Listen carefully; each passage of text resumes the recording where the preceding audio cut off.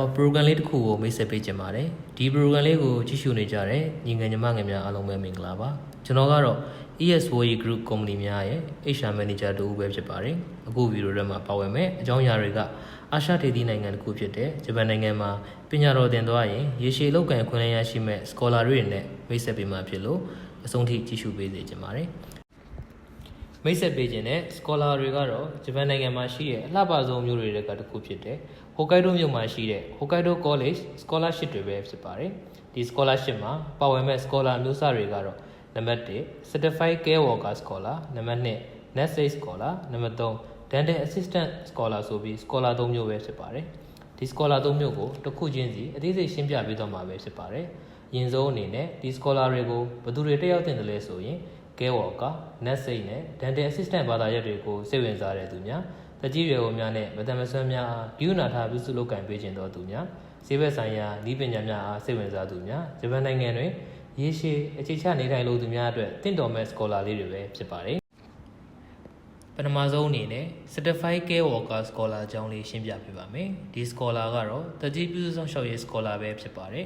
်ဒီ scholar ကို join မယ်ဆိုရင်တော့အရင်ဆုံးမြန်မာပြည်မှာရှိတဲ့ESWE Group အကြောင်းများမှာကျောင်း6လတက်ရပါမယ်။ကျောင်း6လပြီးရနောက်မှာတော့ဂျပန်နိုင်ငံမှာ Language School တစ်နှစ်နဲ့ခိုင်ကော Care Worker ဘာသာရပ်ကို2နှစ်ဆက်လက်သင်ကြားရပါမယ်။စုစုပေါင်းကျောင်းတက်ရမယ့်အချိန်ကာလကတော့3နှစ်နဲ့6လပဲဖြစ်ပါတယ်။နောက်ဆုံး3နှစ်မြောက်မှာတော့ Care Worker Skill တက်ကိုဖြည့်ဆို့ရမှာပဲဖြစ်ပါတယ်။ဂျပန်နိုင်ငံမှာ3နှစ်စာသင်ကြားပြီးရနောက်မိမိရဲ့ဂျပန်ဘာသာ Skill မှာလည်း N2 level ထက်ကျော်လွန်နေပြီဖြစ်တာကြောင့် Care Worker Skill တက်ကိုအလွယ်တကူဖြည့်ဆို့နိုင်မှာပဲဖြစ်ပါတယ်။ဒီ skill တက်ကိုအောင်မြင်ပြီးတဲ့နောက်မှာတော့ဂျပန်နိုင်ငံအသိအမှတ်ပြု Certified Care Worker ဘွဲ့ကိုရရှိမှာပဲဖြစ်ပါတယ်။ဘွဲ့ရပြီးတဲ့နောက် Hokkaido မြို့မှာရှိတဲ့ဆေးရုံတွေနဲ့တကြီးဆောင်ရှောက်ရေး gear တွေမှာ9နှစ်တိတိအလုပ်လုပ်ပေးရမယ် scholar လေးပဲဖြစ်ပါတယ်။ဒုတိယ scholar တစ်ခုဖြစ်တဲ့ Nurse Scholar ကိုဆက်လက်ရှင်းပြပေးပါမယ်။ဒီ scholar ကတော့သူနာပြုကူ scholar ပဲဖြစ်ပါတယ်။ဒီ scholar ကို join မယ်ဆိုလို့ရှိရင်တော့ပထမ scholar လိုပဲအရင်ဆုံးမြန်မာပြည်မှာရှိတဲ့ESWE Group ကျောင်းများမှာ6လတက်ရပါမယ်။ကျောင်း6လပြီးတဲ့နောက်မှာတော့ဂျပန်နိုင်ငံမှာရှိတဲ့ Language School တစ်နှစ်နဲ့ Nurse ဘာသာရပ်ကို2နှစ်တိတိဆက်လက်သင်ကြားရမှာပဲဖြစ်ပါတယ်။စုစုပေါင်းကျောင်းတက်ရမယ့်အချိန်ကာလကတော့3နှစ်နဲ့6လပဲဖြစ်ပါတယ်။နောက်ဆုံး3နှစ်မြောက်မှာတော့ Nurse Skill တက်ကိုဖြည့်ဆို့ရမှာပဲဖြစ်ပါတယ်။ဂျပန်နိုင်ငံမှာ3နှစ်စာသင်ကြားပြီးတဲ့နောက်မိမိရဲ့ဂျပန်ဘာသာ Skill မှာလည်း N2 level ထက်ကျော်လွန်နေပြီဖြစ်တာကြောင့်ပဲ Nurse Skill တက်ကိုလွယ်တကူဖြည့်ဆို့အောင်မြင်နိုင်မှာပဲဖြစ်ပါတယ်။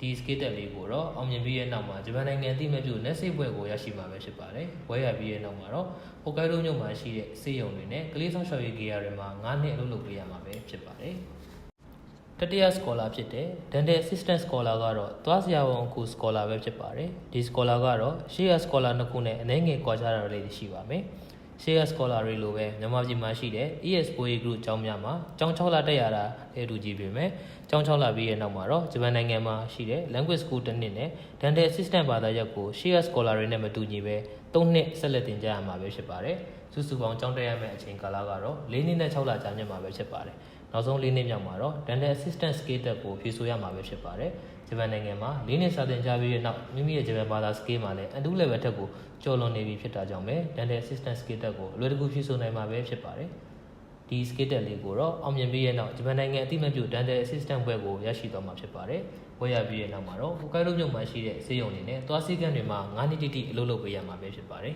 ။ဒီ scholar 3ခုကို join တဲ့အခါရရှိမဲ့အကျိုးခံစား권တွေကတော့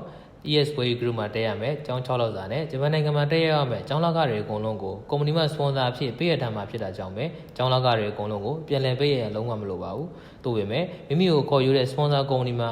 9နှစ်တိတိအလုပ်လုပ်ပေးရမှာပဲဖြစ်ပါတယ်။ကျောင်းတက်နေစဉ်အချိန်တွင်းမှာလည်းကုမ္ပဏီဘက်မှပတ်တိုင်းလုပ်များကို support လုပ်ပေးမှာပဲဖြစ်ပါတယ်။ဝယ်ရပြီးရဲ့နောက်လုပ်ငန်းခွင်9နှစ်ဝင်ရောက်ချိန်မှာလည်းတစ်နှစ်ပြန်မြ1250မှ300ကျားရရှိမှာပဲဖြစ်ပါတယ်။တစ်လပြန်မြ25000ဝန်းကျင်ရရှိမယ်လစာပမာဏပဲဖြစ်ပါတယ်။ဂျပန်နိုင်ငံမှာပေးရသော Certified Care Worker ဘွဲ့ဖြစ်တာကြောင့်ပေးရရွှေတွေမှာမိခင်နိုင်ငံတို့အလဲပြန်လာနိုင်တဲ့ work visa မျိုးလည်းရရှိမှာပဲဖြစ်ပါတယ်။ Dental Assistant Scholar ကတော့ Medical Service Visa ကိုရရှိမှာပဲဖြစ်ပါတယ်။ Nurse Scholar ကတော့တစ်ခုတည်းခိုင်ကော Visa အနေနဲ့ရရှိမှာပဲဖြစ်ပါတယ်။ Hokkaido College Scholarship ကိုရရှိဖို့ဘာတွေလိုအပ်မလဲဆိုရင်တော့အသက်18မှာ35ကြာဖြစ်ရပါမယ်။ပညာရေးရှင်အနည်းဆုံးအထက်တန်း10တန်းသို့မဟုတ်12တန်းအောင်ထားသူဖြစ်ရပါမယ်။ဂျပန်စာလည်းပဲ JABD N4 အောင်မြင်ထားသူဖြစ်ရပါမယ်။ကျန်းမာတန်ဆွမ်းသူဖြစ်ရပါမယ်။ ဒီ ဒီလိုအချက်လက်တွေနဲ့ပြည့်စုံနေပြီးဂျပန်နိုင်ငံရဲ့ပညာတော်သင် scholarship ကိုလိုချင်ကြတဲ့ညီငယ်ညီမငယ်တို့အတွက်အခုကျွန်တော်ရှင်းပြပေးထားတဲ့ Hokkaido College Scholarship Program လေးကတော့လုံးဝလက်မလွတ်သင့်တဲ့အခွင့်အရေးလေးပဲဖြစ်ပါတယ်။